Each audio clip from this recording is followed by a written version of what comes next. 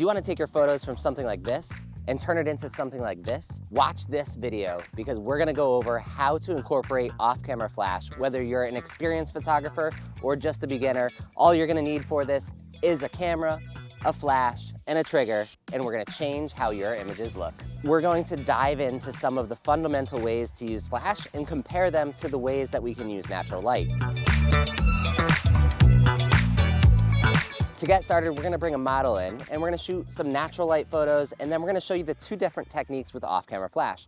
The first being your traditional off-camera flash, and the second being your high-speed sync version of off-camera flash. These are two very different methods, and we're gonna cover how they differ and what the benefits of each are. The sun is bright, we don't have any shade options, so our natural light variations of the image are gonna be quite limited. I'm only going to be able to turn my subjects back to the sun or turn my subject towards the sun. Otherwise, if I were to split their face down the middle, what's gonna happen is one half of their face will fall into shadow and the other half will be in full sun. Because our cameras don't act the same as our eyes, they're unable to adapt to the brightest parts of the image and the darkest parts of the image at the same time. And this is where having flash in your repertoire allows you to actually increase that dynamic range of your image. So you can pull back the shadows if they were split. And this is a really cool and important factor to off-camera flash because it means that I'm no longer limited to what light is available to me. We've landed at the beach, we've picked the ideal location, and we're gonna start looking at our natural light options. So I'm gonna bring my lovely model Lorena into the frame here. We're gonna set her up in this position where her back is towards the sun. Again, I'm quite limited in what I can do. I can either face her towards the sun, which is gonna give us some squinting, or I can turn her back towards the sun, which means that I'll have to underexpose this image. Now, fortunately, we have tools like Aftershoot available to us that'll pre-edit these photos, so it's gonna bring those shadows up and correct the exposure, but we're gonna do a nice comparison side by side. So I'm gonna try and photograph all three modes of flash side by side in the same pose, and as well as doing a couple different poses to really give you an understanding of what the difference between all the different techniques are. So to get started, we're gonna walk on back. We've got Lorena in our frame here, and we're gonna set up our camera. We'll start at ISO 100, of course, and then we'll just adjust our shutter speed from there. Lorena, I'm gonna have you just turn your head this way for me. I want your left hand on the dress so you can kind of fluff it out a little bit, and that's fantastic. And we'll get nice and low, and we'll raise our shutter speed up here. We're gonna start at 1/2000th and see what we get. And that's lovely. She's a little bit underexposed, but that's what we want here. And just play around with the dress a little bit. Fantastic. And that's amazing. So we have some nice shots. They're underexposed. There's some highlights blown in it, but for natural light, it's gonna do exactly what we need it to do. It's giving nice light on her, so I can choose whether or not I wanna raise my exposure or my shadows to optimize to be able to give her the best light that I can on her, or I can choose to apply some masks or different features to correct the image, but I'm gonna have to do a lot more post work to get this done. Even with a tool like Aftershoot in my hand, I have to choose, do I want to have the background darkened or do I want it all blown out and have a good light on my subject? Now, we're gonna showcase something a little different here. I'm gonna take a photo, one photo of her looking directly towards the sun, but I'm gonna keep her eyes closed because it's blazing in my eyes right now, so it's a little bit tough. So I couldn't expect her to keep her eyes open for it. But the other thing I'm gonna do is take a photo where she's looking directly at me and half of her face is in shadow and the other half is not. And then we'll take a third option of this photo where she actually looks into the shadow. And we're gonna compare that because when we use off-camera flash, we can really compensate for that and take a better image. So Lorena, I'm gonna have you just turn your body this way a little bit for me. Fantastic, and I'll have you look right at me. I want your left hand on your hip. I want your right hand just resting down by your side. Fantastic, and you'll look right towards me and just pick your chin up a little bit and turn your head a little bit this way. Now lower your chin down a touch, there you go. And looking right at me, that's fantastic. And we'll do a full body one just to show it off. And now I want you to close your eyes and look all the way towards the sun for me. So we're just baking in the sunlight here. Turn your head all the way to the left. Yeah, there you go, keep the eyes closed. Turn it even more left. I want you to look straight up the river or the lake, the ocean, but not looking. Keep your eyes closed for me. And now I'll have you actually look the opposite direction. So I want you to look into the shade for me. Yeah, there you go, perfect. Now she can open her eyes, but we got some pretty rough light on her. So this is gonna be a great example of where off-camera flash can really come into play. And now we're gonna go do those same photos and introduce some flash. We're gonna talk about the difference between off-camera flash in the traditional sense versus high-speed sync.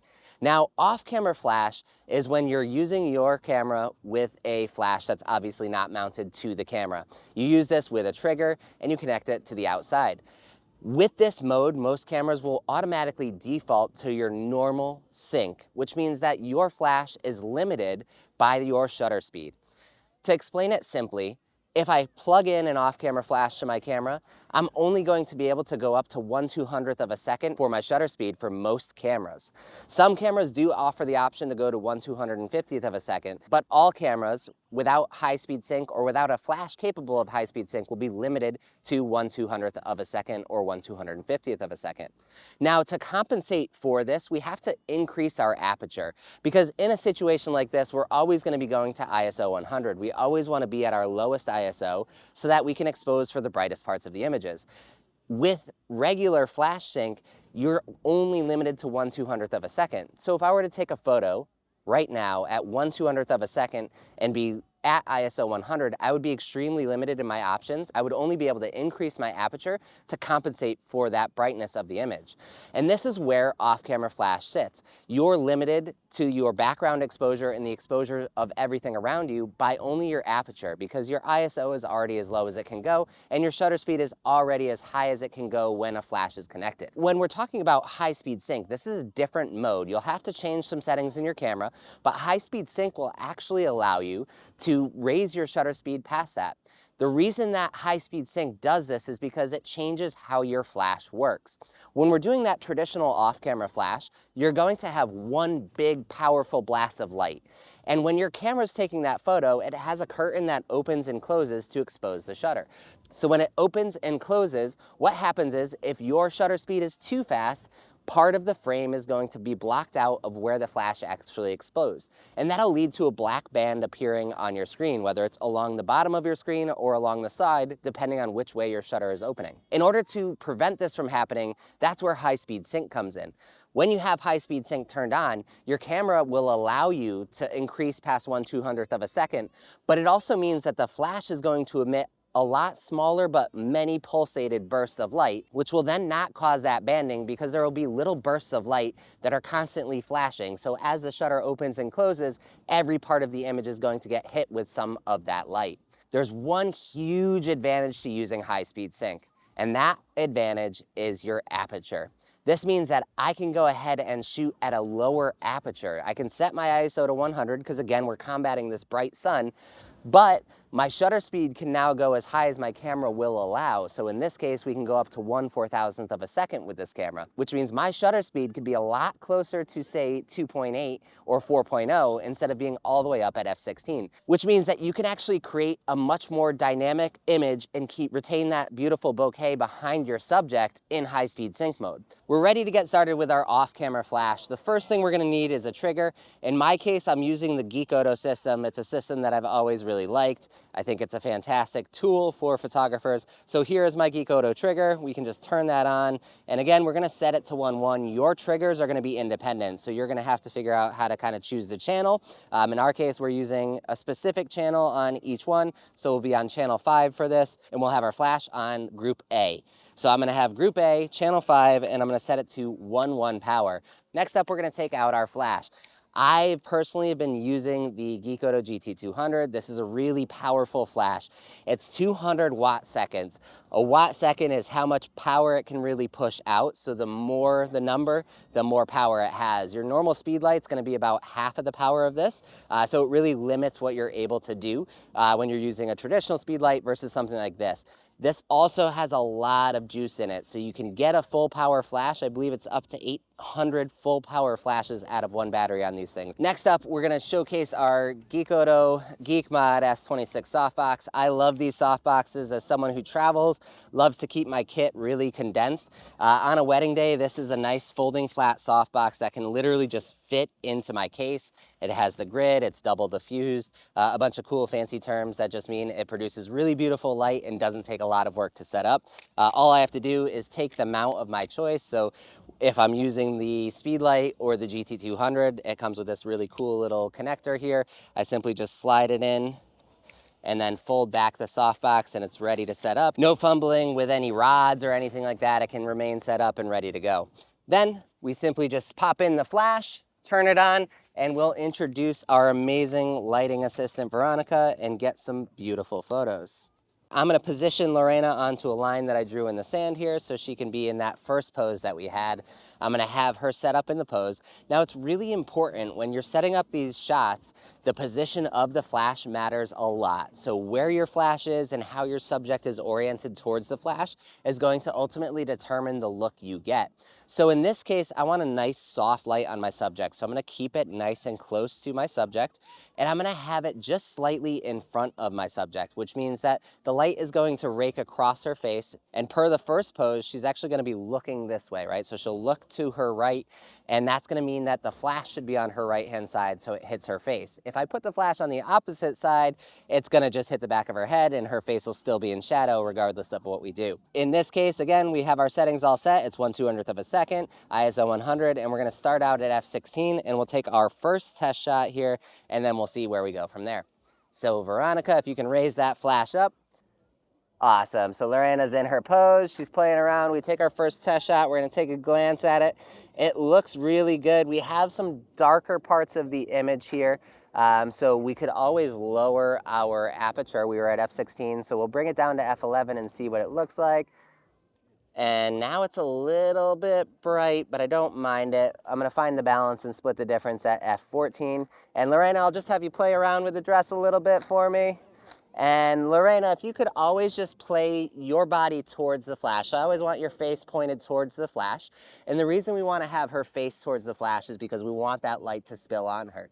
The minute she turns her head away from the flash, what's going to happen is she's going to throw her face into shadow. So it's really important to make sure that when you're doing these types of shots, that you let your subjects know to face towards that light. So we'll go ahead and take that photo one more time to show what it looks like. Lorena, you're gonna just have a nice little happy dance playing towards the flash for me. And fantastic, she's having fun.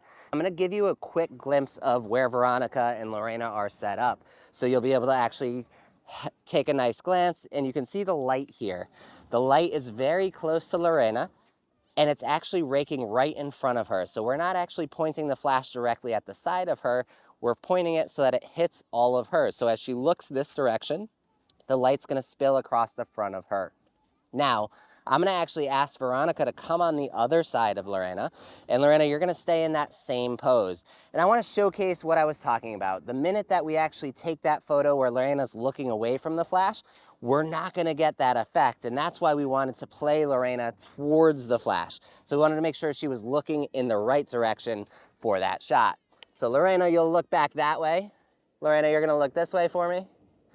Yeah, we're looking away from the flash, and we'll just show the shot here. So again, you can see in camera that it's not looking great. Now, Lorena, if you could look back towards the direction of the flash for me. Veronica's gonna remain on the same side, and Lorena's gonna play with her dress a little bit here.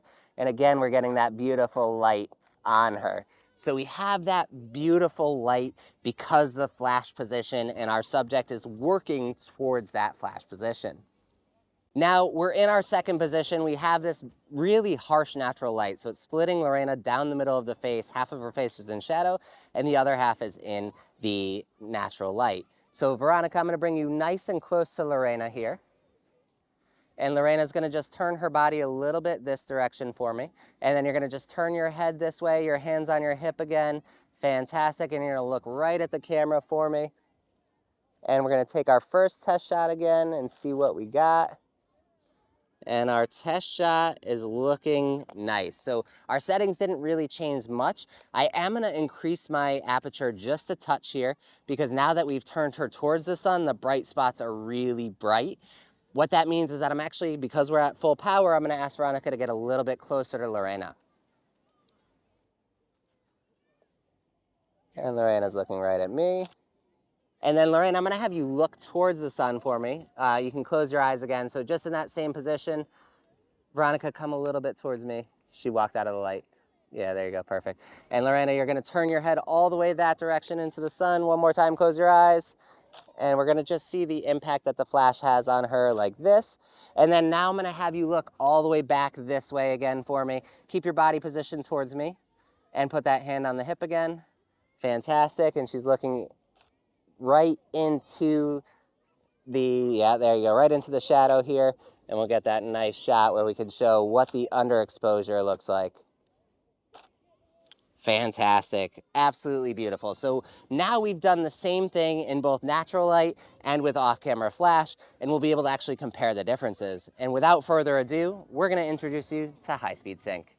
Now we're going to be talking a little bit more about high-speed sync. Now, we mentioned some of the things about high-speed sync, some of the benefits, some of the drawbacks. We're going to go ahead and get our camera set up. The first thing I did is I went into the menu, I turned on high-speed sync. By turning on high-speed sync, it defaults my Geek Auto trigger into high-speed sync mode, which will then transmit and have high-speed sync mode set up on the GT200. So all I have to do now is choose the settings to get started. We are still at ISO 100, nothing changes there, but I'm gonna lower my aperture all the way to 2.8. So we're gonna go all the way down, and I'm gonna raise my shutter speed up to 1/2000. Again, that's that kind of middle point. The maximum shutter speed is 1/4000, so I'll get to 1/2000 and take my test shot and determine what I need to do to correct it from there. So Lorena, if I can have you actually pop on up, we're gonna have you looking this direction for me, and we'll have you holding on to that dress again here. Fantastic. And we'll take our test shot, and our test shot is perfect. So by having the shutter speed set right in the middle and our aperture at 2.8, we found a really prime spot. The flash is just the right distance away, so we'll go ahead and shoot some more photos. Lorena can play around with the dress here, have a little bit of fun with it, little twists.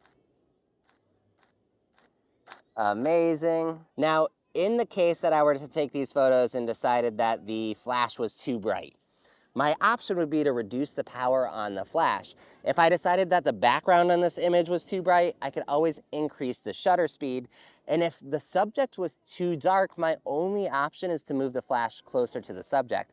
We got lucky, we nailed it on the head on our first try, but if you need to make those revisions, they're pretty simple. If your subject's too dark, your flash goes closer. If you want the background to be darker, you can lower your shutter speed. And if you want less light on your subject, you can always go ahead and turn the flash power down. So it's quite simple once we've got it set up, and those quick adjustments can correct anything from that first test shot. We'll go ahead and try the other positions here where we mix in the natural light. So now we're gonna go ahead and mix that natural light with off-camera flash using the high-speed sync. So Lorena's again positioned half in the sun, half out of the sun. She's gonna look right at me to start, and we'll go ahead and take our test shot. And in this case, I do wanna bring Veronica a little bit closer. So I want my light to get a little closer to Lorena here. And Lorena's gonna put that hand back on the hip and look right towards me. And now that Veronica's moved a little closer, the flash is a touch bright. So I'm gonna just turn the power down to 1/2, just one small smidgen of adjustment so it's not too bright. And now we have really perfect light on Lorena, and she's looking happy. And Lorena, we're gonna have you again look that way for me. You're gonna keep your body position somewhat the same and just looking towards the sun with your eyes closed. And lean into me just a little bit.